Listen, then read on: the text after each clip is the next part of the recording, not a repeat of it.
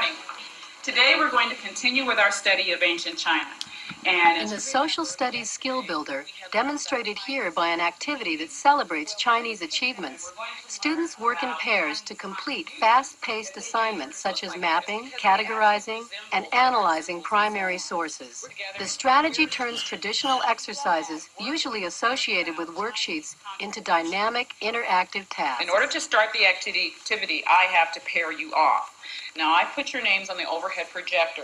You're going to find your partner, and you're going to find where you're supposed to sit. Okay, set, go.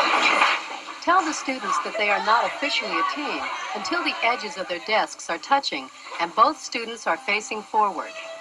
This will position them to work efficiently because they will be able to read together and have a good-sized workspace. I'm going to give you and your partner a picture. And from this picture, you are going to try to... The teacher explains that each team will be given a placard with a picture of a Chinese contribution to civilization that corresponds to a written explanation located at one of many stations throughout the classroom. The students first find the appropriate station and then, using their handouts, perform 3 tasks.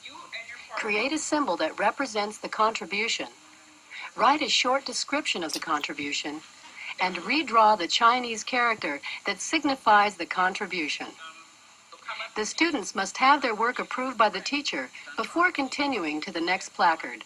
The way to make sure that your students work well with their partners is to make sure that your expectations are very clear. Then you will come up to me, at which point I will give you credit for each part, and you will receive 1 point for each segment, for a total of how many, class? 3 points.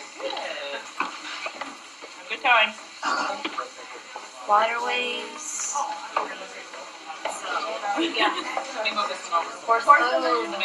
Here it is. It was a disease in China. A mass that could be easily raised and lowered. The way I like the students to work the activity is they work together as a pair, but they record the information individually, and that way they will have this information.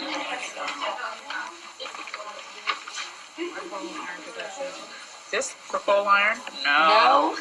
It isn't? No, it isn't. It's made out of metal. I'll give you a hint. You could get lost without this. I know what this is. Okay. Okay. Speeding up the correcting of the handouts is probably the hardest part for the teacher.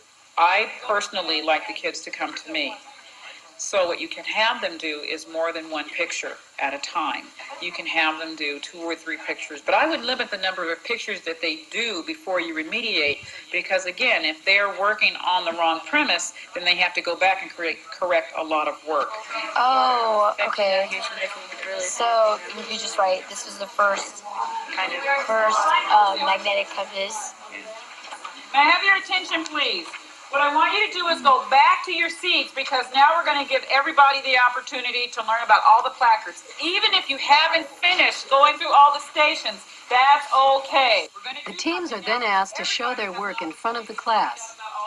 The Chinese invented a ship or a junk. While one partner reads the description of the Chinese contribution, the other draws the symbols and writes the text on the overhead. This step allows all students, even those who did not complete some of the placards, to learn the lesson's historical content. The way to make the students' presentations clearer and more productive is to first inform the students of what your expectations are. Then give the students props to help them present their presentation in a clear fashion. When I say go, I'm going to want you to come up and position yourselves on the continuum. Remember, that's the strongest influence. This is the weakest influence. All of the teams discuss and decide where their contribution lies on a spectrum representing the degree to which each Chinese contribution affects life in the students' local community today. Then one partner from each team takes that place in a line at the front of the class. Let's see what we have. Do I have would anybody like to make an adjustment in this line? Nasha? Okay. Tiffany and books. I think it should be up there because before you can make the roads and have the money and the clock and stuff, you need an education. You need to know how to read and stuff. So I think books and education should be up there. Does the class agree that we should move books?